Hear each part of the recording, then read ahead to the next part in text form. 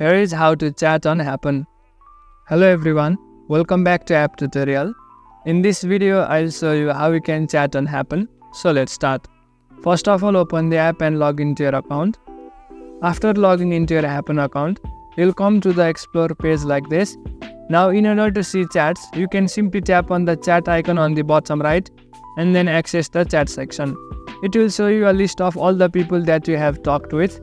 Now if you want to talk to someone new, there is no such a straight way by which you can directly message a random person. In order to chat with someone, you'll have to have a crush on them. On the Happn platform, having a crush means having a match. That is, if you like a particular person and the same person likes you back as well, then it's a crush.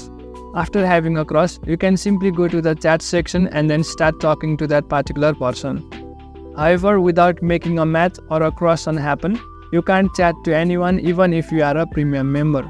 So keep on liking the profiles that you find and explore and you will eventually make a crush.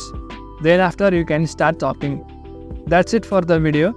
Don't forget to subscribe to the channel for further similar videos and drop a like if you found this helpful.